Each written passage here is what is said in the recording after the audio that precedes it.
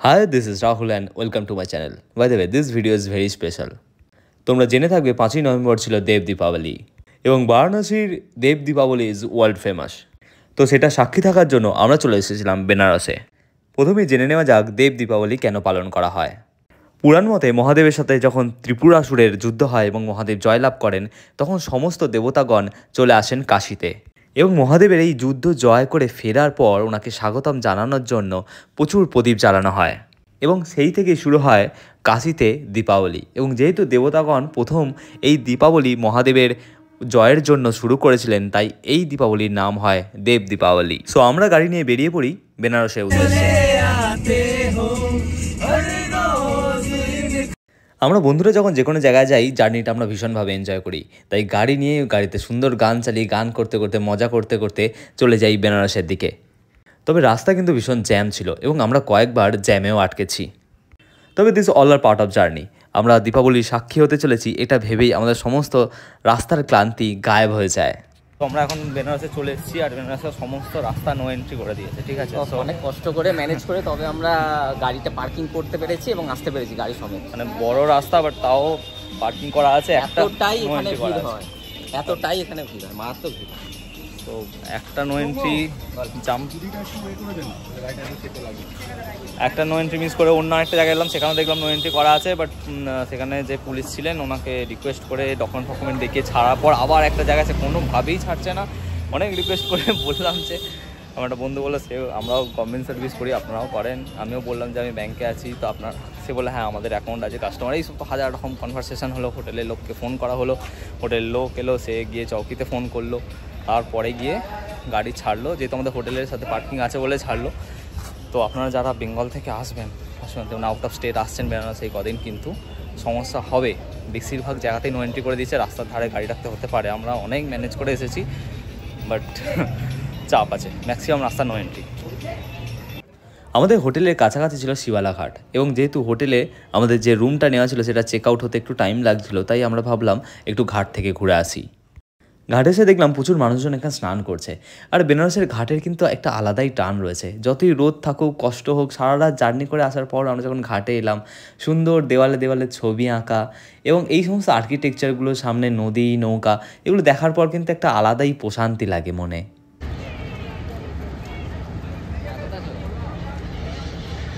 দুপুরে আমরা স্নান টান করে একটু রেস্ট নিয়ে ঘুমিয়ে পড়েছিলাম, কারণ সারা রাত কালকে সেইভাবে ঘুম হয়নি বললেই চলে। তো এখন বেরিয়েছি, এখন ঘড়িতে বাজে 3:30। বাট এখন থেকেই প্রচুর ভিড় হয়ে যাচ্ছে। যে ঘাটগুলো রয়েছে আমাদের হোটেলের কাছাকাছি কিছু ঘাট রয়েছে, সেখানে মানুষ মানে দলে দলে যাচ্ছে মানুষ। আর এখন থেকেই যে হারে ভিড় হচ্ছে, ভিড় যাচ্ছে গঙ্গার ঘাটের দিকে। সো রাত্রি পর্যন্ত কী হবে সেটা বোঝা যাচ্ছে না। আমরাও বেরিয়ে পড়েছি। আমরা বেরিয়ে একটু টিফিন করে আমরা এখন যাব আশিঘাটের দিকে। তো এখান থেকে আমাদের হোটেল থেকে 1.5 কিলোমিটার মতো রাস্তা হবে আশিঘাট। আমরা টিফিন করে আশিঘাটে যাব, গিয়ে দেখবো সেখানে কেমন পরিস্থিতি হয়। আর আশিঘাট থেকেই আমাদের এই দীপাবলিটা এক্সপিরিয়েন্স করার ইচ্ছা রয়েছে। সো দেখা যাক আশিঘাটে গিয়ে কেমন কী পরিস্থিতি হয়। আমরা অনেকটা সময় থাকতে বিকালই আশিঘাটে চলে এসেছিলাম, কিন্তু এসে দেখলাম প্রচুর মানুষ অলরেডি ভিড় করে ফেলেছে। তখন অ্যারেঞ্জমেন্ট পুরোপুরি হয়নি, কিন্তু আগের বছর যখন আমরা বেনারসে এসেছিলাম তখন দেখেছিলাম ঘাটগুলোতে আরতি দেখার জন্য কি বিশাল পরিমাণ মানুষের ভিড় হয়। তাই আমরা রিস্ক না নিয়েই 2-3 ঘন্টা আগেই ঘাটে চলে আসি এবং একটা ঠিকঠাক বসার জায়গা খুঁজতে থাকি।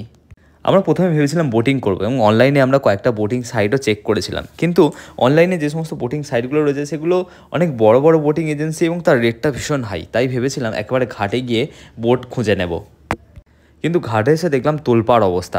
একটা বোটও বলা যাবে না, নৌকা যে পরিমাণ রেট চাইছে সেটা কিন্তু সত্যি দেওয়াটা অসম্ভব। অন্য সময় যে বোটের রেট থাকে 200 টাকা 250 টাকা, সেই বোটের রেট এখন 3000 থেকে 5000 6000 টাকা পর্যন্ত পার হেড।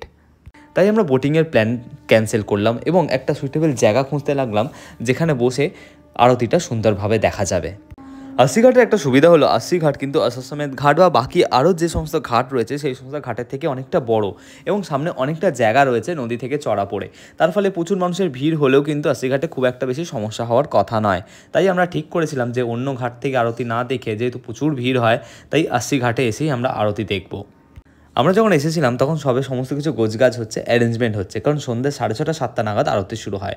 আমরা অনেক চেষ্টা করেছিলাম, অনেক বোট এবং নৌকা খুঁজেছিলাম, কিন্তু বোট এবং নৌকাগুলো যে পরিমাণ রেট হাঁকছিল এবং কয়েকজনের সাথে কথা বলে বুঝলাম যে এরা এই পার্টিকুলার দিনটায় এদের ব্যবসা বাড়ানোর জন্য বা ব্যবসা করার জন্য এই পরিমাণ রেট নেয়। যেহেতু প্রচুর মানুষের ভিড় হয় তাই রেট কমাতেও চায় না। তো তার ফলে 5-6 হাজার টাকা দিয়ে বোটে নৌকা করে ঘোরার থেকে আমাদের মনে হলো যে কোনো একটা জায়গায় বসে আরতিটা দেখা যাক। আগেই বলেছিলাম এই দীপাবলির নাম হলো দেব দীপাবলি এবং এই দীপাবলিতে প্রচুর প্রদীপ জ্বালানো হয়। দেখলাম প্রচুর মানুষজন, যা পুণ্যার্থীরা যারা এসেছেন তারা ঘাটে প্রদীপ জ্বালাচ্ছেন, তাদের প্রিয়জনদের ভালো বা সুস্থ থাকার কামনায় প্রদীপ জ্বালিয়ে ঘাটে ঘাটে সুন্দরভাবে সাজিয়ে রেখেছেন। আমরা 4 জন বন্ধু মিলে একটা সুইটেবল জায়গা দেখে বসে পড়লাম যেখান থেকে আরতিটা সুন্দরভাবে দেখা যাবে।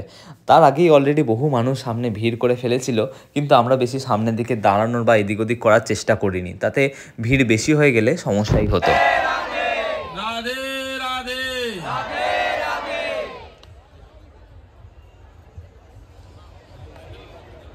प्रेम बोलिया की काल भैरव भगवान की वीर बजरंग बली की दुर्गा मैया की।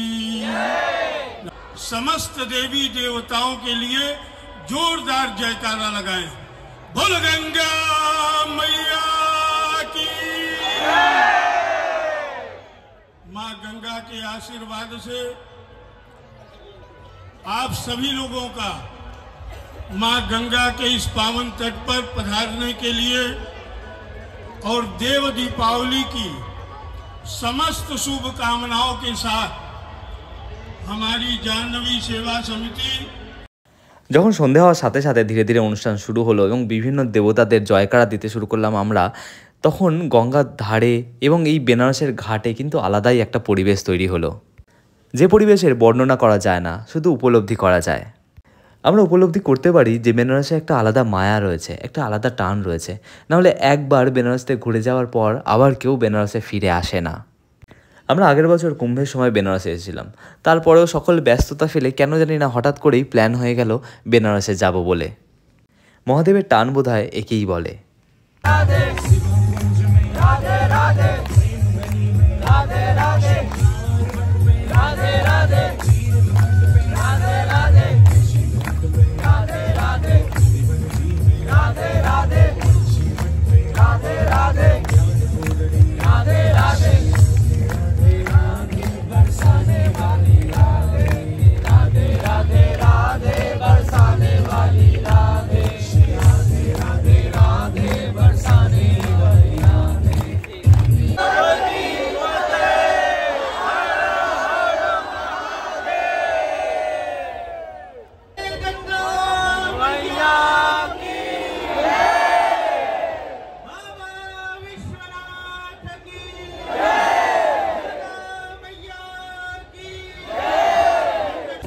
আজ ছিল কার্তিক পূর্ণিমা, সামনে পূর্ণিমার চাঁদ, মহাদেবের নামে জয়কারা, গঙ্গা আরতি, এক অদ্ভুত স্বর্গীয় অনুভূতি চলছিল আমাদের সকলের মধ্যে।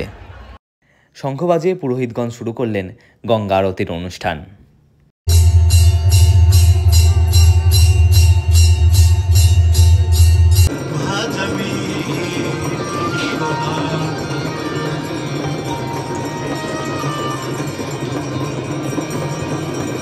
सर्वे भवन्तु सुखिनः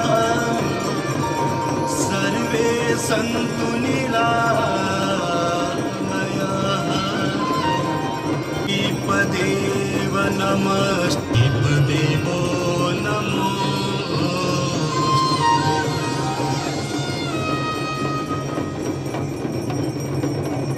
नमः।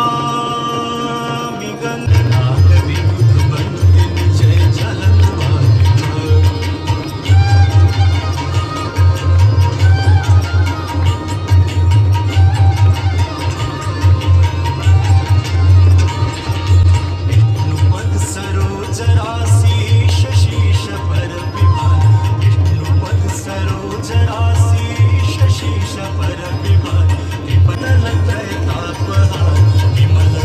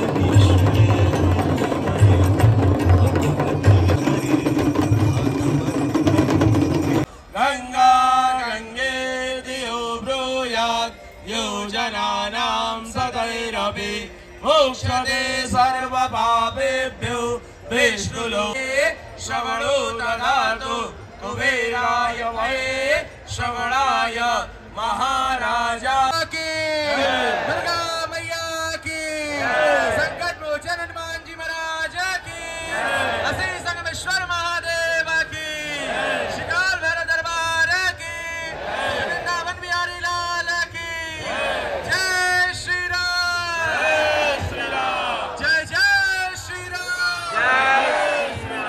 धर्म की अधर्म का प्राणियों में विश्व का गौहत्या गौ माता की परम पूज्य स्वामी कर्पात्री जी महाराज की सत्य सनातन वैदिक हिंदू धर्म की एक बार प्रेम से बोलिए